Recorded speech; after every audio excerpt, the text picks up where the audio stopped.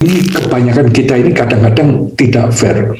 Kita ini melihat kita sendiri dan kita merasa kita ini, kurang itu, padahal kita kan sudah berusaha sebenarnya kan. Ini loh yang membuat kita duka tanpa ada sebab-sebabnya. Nah, ini terus dikatakan, jadi set pertama mengatakan ada duka, ini sumber duka, ini ditanggulanginya duka, dan ini jalannya. Set kedua, Buddha mengatakan duka harus kamu ketahui dengan benar-benar. Artinya, please understand what's happening in your life. Jangan terlalu menuntut ke dirimu sendiri. Kamu kan sudah, ini kebanyakan kita ini kadang-kadang tidak fair. Kita ini melihat kita sendiri dan kita merasa kita ini, kurang itu, padahal kita kan sudah berusaha sebenarnya kan. Ini loh yang membuat kita duka tanpa ada sebab-sebabnya. Ini pertama. Jadi harus diketahui sebenarnya. Sumber duka itu dikatakan harus kita tinggalkan. Let go, kita tahu itu sebetulnya seperti itu. Makanya kita let go. Kemudian penanggulangan duka itu harus kita rasakan kalau nggak ada marahnya. Kemudian jalannya harus kita tumbuh kembangkan, yang kedua. Kemudian set yang ketiga, Buddha itu mengatakan, ya, saya sudah benar-benar bisa mengetahui sepenuhnya tentang duka. Ya, sebab duka semua sudah saya tinggalkan. Yes, berhentinya duka sudah betul-betul saya bisa rasakan, sebabnya bisa saya tinggalkan, dan jalannya betul-betul sudah memang saya selaraskan. 3 set ini. Lalu Buddha baru mengatakan, hanya dengan ada 3 set ini saya bisa mengatakan saya betul-betul sudah mencapai penggugaan. Jadi nanti ini dasar ajaran semua tradisi dalam agama Buddha. Ajarannya mulainya dari ini, Cattwari Arya Satyani, dari 4 jadi ini. Please think about that and read about this. Tapi coba kamu renungkan bahwa ternyata kegundahan itu punya sebab. Sebabnya itu bukan keinginan, tapi sebabnya itu karena kita merasa yang ada sekarang ini nggak cukup. Jadi kita ini kurang bersyukur, kurang bisa menghargai keberadaan kita yang sekarang.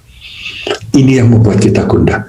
Kita keliru menganggap bahwa hanya dengan dipenuhinya keinginan, kita itu akan selalu bisa membahagiakan diri kita. Padahal bukan itu. Adalah justru ketagihan perasaan karena bisa dipenuhinya keinginan. Ini nanti, ini diperingatkan oleh Buddha. Ini akan menjadi sebab. Dan juga kegairahanmu ingin seperti itu. Kemudian Buddha mengatakan, hanya dengan mengetahui hidup seperti apa. Ini sekarang. Jadi intinya yang dikatakan, apakah tidak benar bahwa kegundahanmu, keresahanmu ini justru karena kamu menolak keberadaanmu sekarang ini? Penolakan ini yang membuat kamu tidak bahagia. Menolakkan mengenai penampilanmu, mengenai keadaanmu. Kamu anggap tadi, kembali ke pertama tadi, ini ada alternatifnya secara mudah. Kalau tidak ini, ya ini.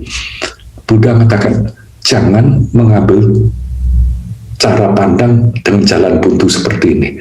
Ambillah jalan tengah. Jalan tengahnya apa? Selaraskanlah. Nih, kembali lagi. Kelihatannya tidak berhubungan kan?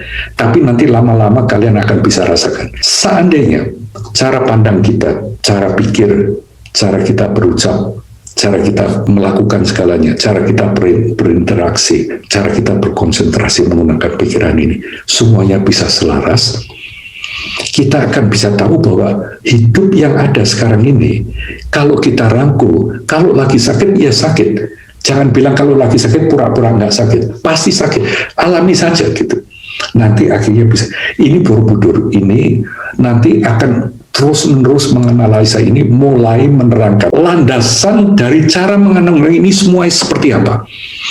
Kemudian setelah landasan ini dibicarakan, oke, kamu sekarang tahu caranya bertindak, cara berbicara, tapi ini mempertajam motivasimu. Ternyata di belakang semuanya ini, motivasinya ini pentingnya luar biasa. Ini semua sutra, semua ini nanti temanya seperti itu. Sesudah dari sini, kemudian baru nanti ngomongkan. Akhir-akhirnya, kan kamu harus melihat kenyataan itu sebetulnya seperti apa. Makanya yang diurus, yang terakhir di Gandavyuha, ini about your mind. About cara kita melihat. Kelihatannya sukar, no it's not. Ini semuanya nanti akan masuk akal. Kamu bayangkan Borobudur itu, jadi setelah ini, jadi ini kerangkanya diberikan. Panel terakhir. Panel pertamanya kembali jejernya tadi, para bodhisattva. Nanti kalau kita membicarakan Gandavia, itu sangat luar biasa sekali apa yang diterangkan oleh Buddha di sini. Kita sekarang sudah tahu kan bahwa Borobudur itu ternyata bukan tumpukan batu. Borobudur itu bukan hanya yang tampil di postcard. Ini kita bisa tahu bahwa sebetulnya Borobudur itu dibuat dengan tujuan supaya kita ini bisa ngerti hal-hal semacam ini. Tapi kalau dibuat hanya ngapalin sutra, ini mungkin nggak ada guna. Mereka itu luar biasa menggunakan media ukiran untuk mengukir sutra-sutra ini.